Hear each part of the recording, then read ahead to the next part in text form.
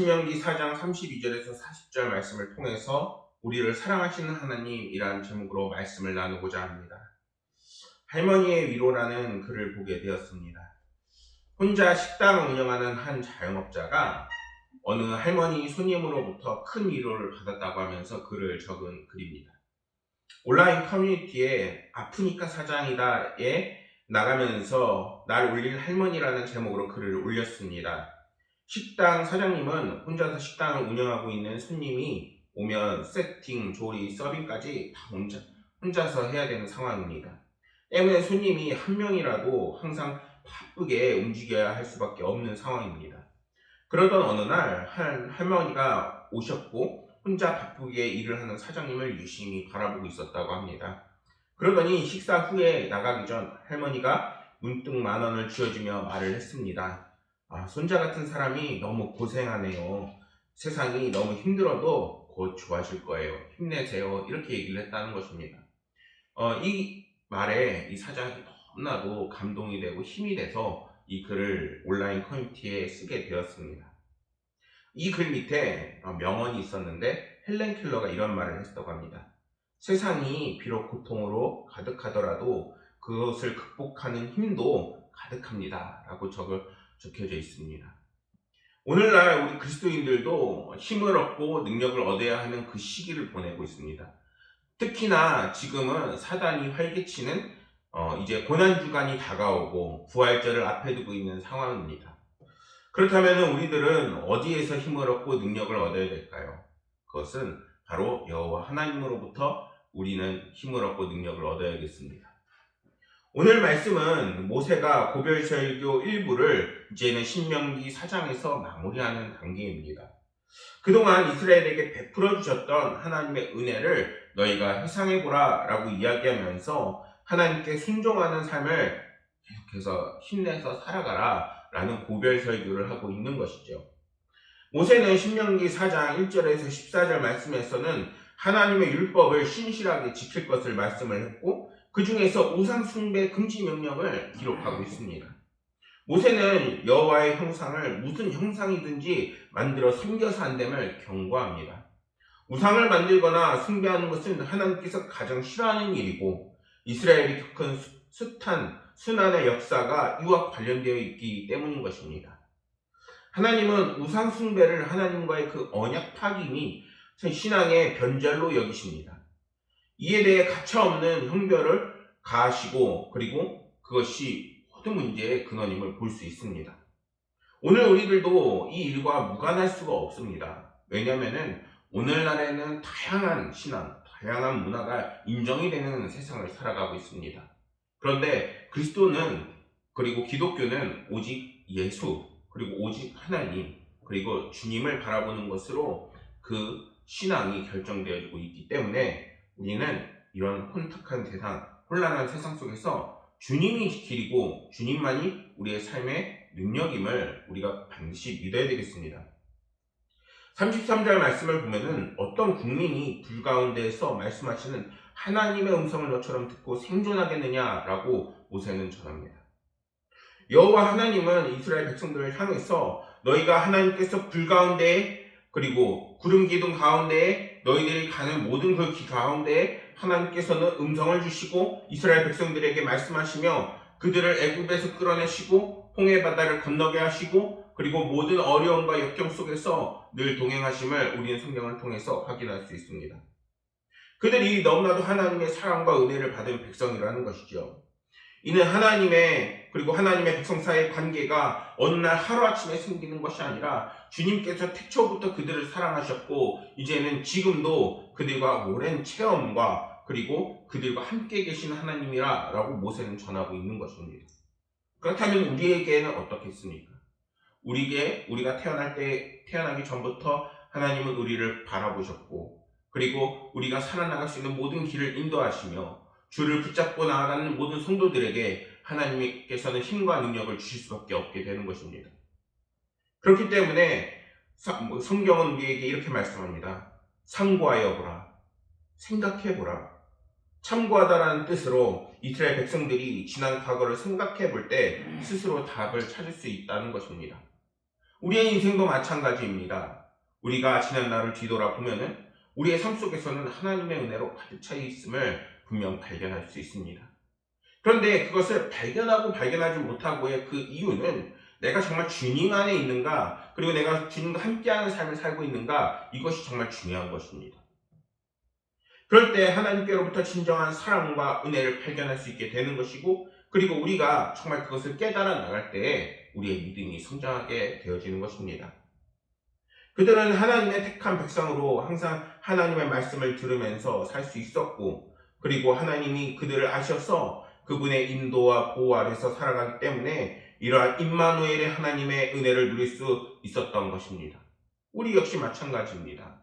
오늘날에도 주님의 그 말씀을 하나님의 말씀으로 분명히 받아들이고, 그리고 주님을 바라보는 삶을 살 때에 하나님께서는 우리의 인생을 책임지시고 반드시 인도하십니다. 이러한 의미를 볼 때 오늘날 그리스도인들은 정말 진정으로 복된 자들이 될 수 있습니다.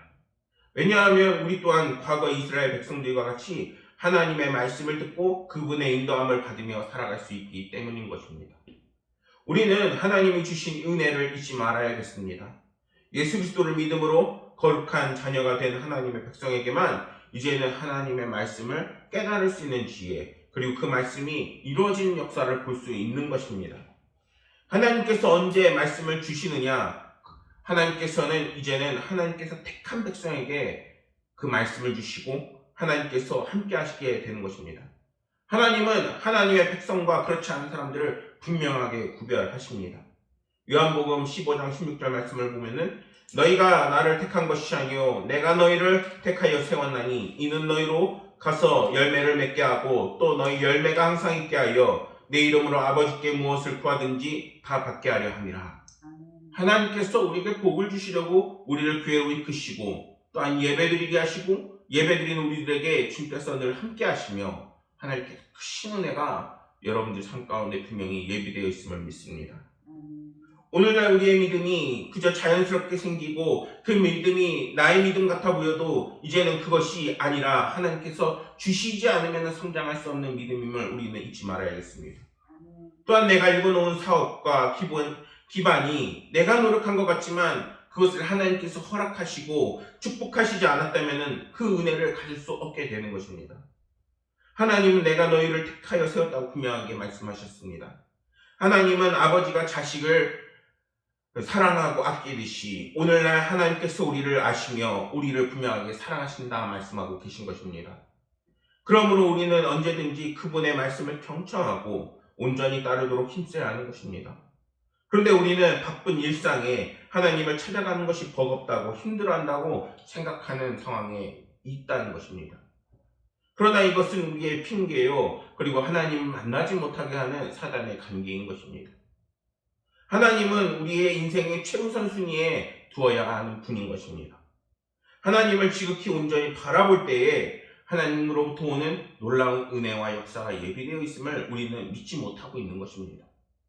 고난의 기간, 사순절의 기간, 정말 주님께서 함께 하셨던 이 기간을 사단이 노리고 우리를 더욱더 시험하고 정말 우리를 정말 하나님과 멀어지게 하려는 관계가 우리의 삶 속에 숨어져 있습니다.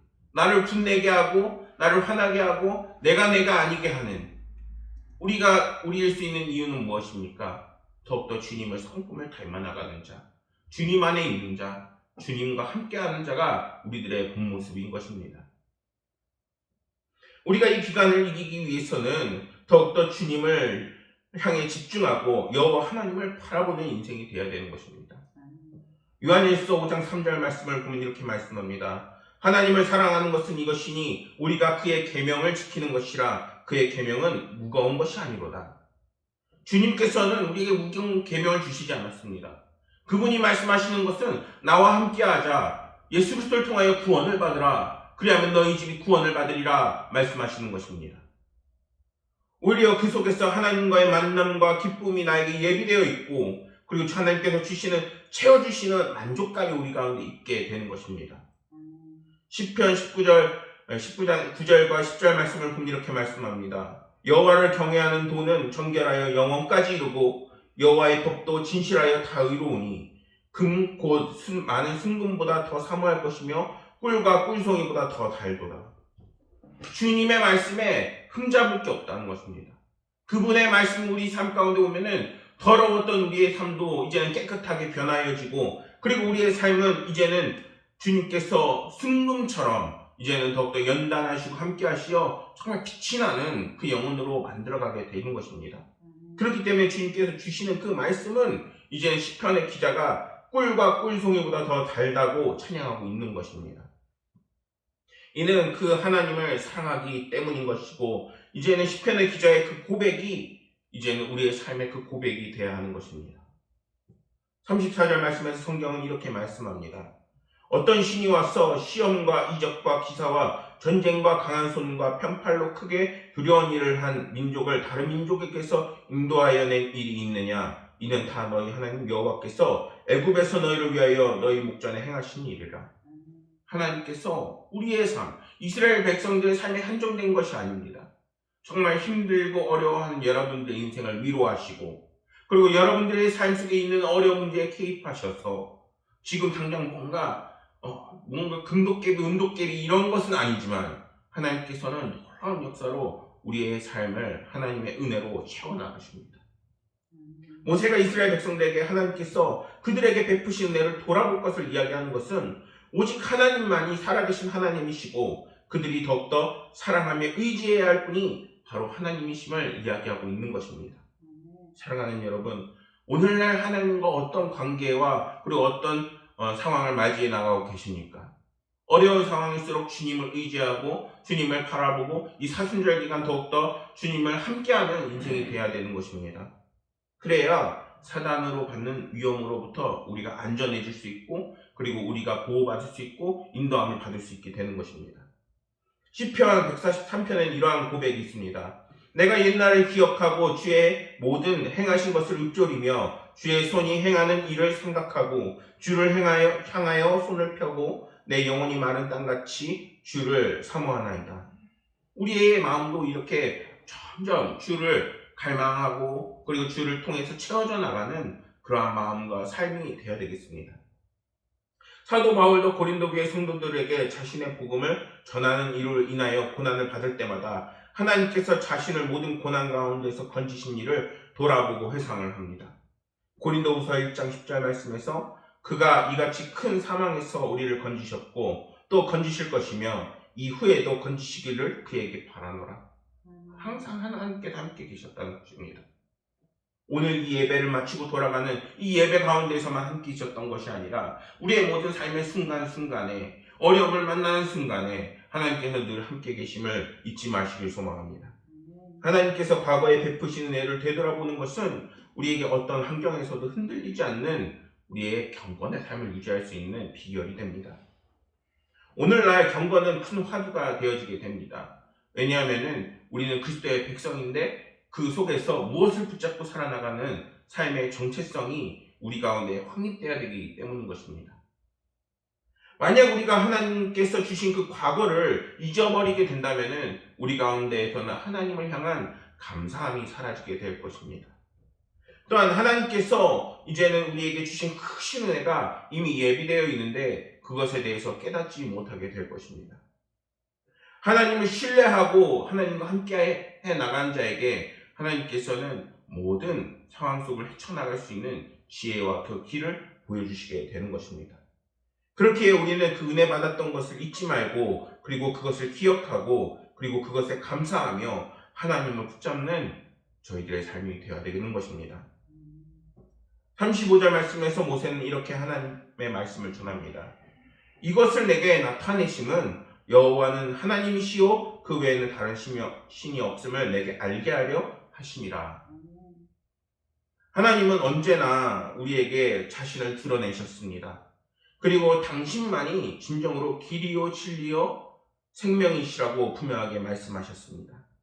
39절 말씀에서도 오늘 위로 하늘에나 아래로 땅에 오직 여호와는 하나님이시요 다른 신이 없는 줄 알아 명심하라고 분명하게 우리에게 알려주고 있습니다. 즉 오직 여호와 하나님만이 유일하신 하나님이시며 그 외에는 다른 신이 없다는 것입니다. 사랑하는 여러분, 세상에 진정으로 우리를 사랑하시고 돌보시는 분은 오직 여호와 한 분뿐임을 우리는 깨달아야겠습니다.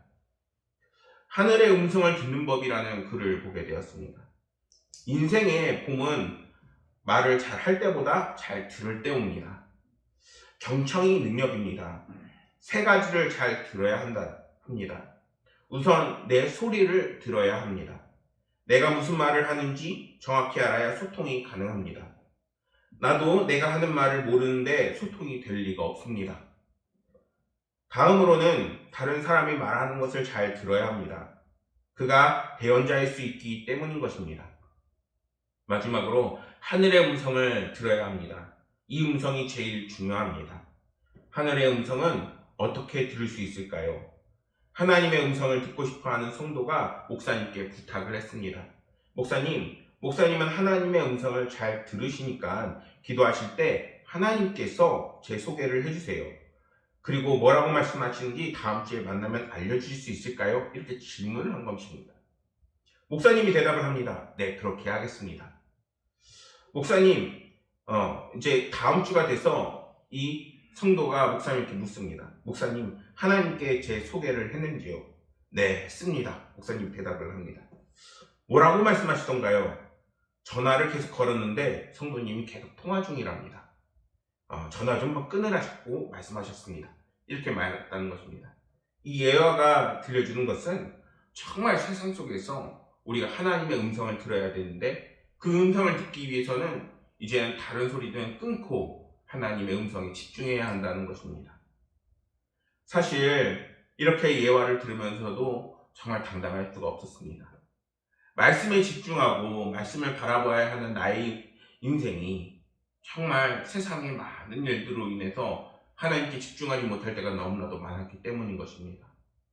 그러나 여러분, 우리가 오늘 이 예배를 통해서 그리고 또한 하나님의 말씀에 주시는 그 은혜를 통해서 정말 주님이 주시는 크신 사랑에 집중하기를 원합니다. 사도 바울은 고린도전서 8장 5절과 6절에서 이렇게 말씀합니다. 그러나 우리에게 한 하나님 곧 아버지가 계시니 만물이 그에게 낳고 우리도 그를 위하여 있고 또한 한 주 예수 그리스도께서 계시니 만물이 그로 말미암고 우리도 그로 말미암아 있느니라. 그러나 이 지식은 모든 사람에게 있는 것이 아니므로 어떤 이들은 지금까지 우상에 대한 습관이 있어 우상의 제물로 알고 먹는 거로 그들의 양심이 약하여지고 더러워지느니라. 이 세상에 하나님이 계심에도 불구하고 그분의 음성을 듣지 못하는 것은 우리가 영적으로 이제는 많이 혼탁해 있다는 것을 의미하는 것입니다. 하나님께서 오늘날 사순절과 고난주간을 보내면서 분명하게 나를 붙잡으라 얘기하고 계십니다. 내가 너의 하나님이시고 내가 너를 사랑하고 있는데 너희들의 눈과 시각은 어디를 바라보고 있느냐라고 분명하게 말씀합니다. 어디에 개는 훌륭하다라는 그 프로그램에 이제 강영욱 개 훈련사가 강아지를 지도하는 것을 봤습니다. 그 강아지 중에서 유독 근육이 강하고 그냥 그 종 자체가 충성심이 강한 강아지가 있더라고요. 근데 그런 강아지의 특징이 뭐냐면은 이 강아지가 주인을 바라보지 않고 주인을 지키기 위해서 이제 지나가는 사람들에게 오히려 집중을 한다는 것입니다. 그리고 그 주인이 아닌 다른 사람들에게 집중을 하게 되면은 이제 주인에게 다가오는 사람이 위협을 주는 줄 알고 그 강아지가 왕 하고 물어 뜯으려고 한다는 것입니다. 근데 이 개가 나쁜 개가 아니에요. 정말 주인을 사랑하고 주인을 아끼는 그런 강아지입니다. 그런데 이 강아지 습성 자체가 그런데 다른 강아지들 같은 경우에 순종적이고 또한 그 말을 잘 듣는 강아지 같은 경우에는 주인이 교감이 잘 되면서 그 주인만을 봅니다. 그랬을 때 다른 것을 보지 않고 주인을 바라보는 그 강아지는 물지 않고 오히려 주인을 다른 것에 유혹되지 않고 완전히 주인과 좋은 관계를 맺으면서 가는 것을 볼 수 있었습니다. 다른 것에 집중하면은 결국에는 우리는 그곳에 빠지게 되어 있는 것입니다. 하나님께서는 영적으로 무지한 그들을 위해서 오늘날에도 이 땅에 그 빛을 보내주셨습니다. 그 빛은 누구입니까? 바로 예수 그리스도입니다. 그 빛이 이제는 우리를 변화시키고 이제는 우리가 하나님의 은혜를 더욱더 받을 수 있게끔 도와주십니다. 오늘날 우리가 힘들고 어려운 그 길에서 예수 그리스도를 바라보고 찾게 되면은 우리 가운데 놀라운 변화가 일어나게 되는 것입니다. 때로는 나의 생각이, 때로는 나의 마음이, 때로는 나의 삶이 놀랍게 하나님의 은혜로 채워져 나가게 되는 것입니다. 사랑하는 성도 여러분, 하나님은 오늘 말씀에서 분명하게 말씀합니다. 40절 말씀을 보면은 오늘 내가 내게 명령하는 여호와의 규례와 명령을 지키라. 너와 내 후손이 복을 받아 내 하나님 여호와께서 내게 주시는 땅에서 한없이 오래 살리라. 하나님께서 우리에게 요구하시는 것은 이제는 예수 그리스도를 통한 그 믿음인 것입니다.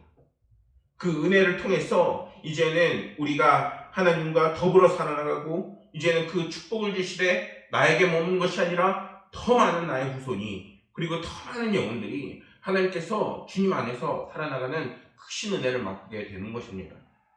하나님께서는 오늘날 사순절과 고난주간을 힘들게 살아나가라고 말씀하시는 것이 아닙니다. 하나님께서 말씀하시는 것은 나의 안에서 은혜 안에서 살아나가라는 것입니다.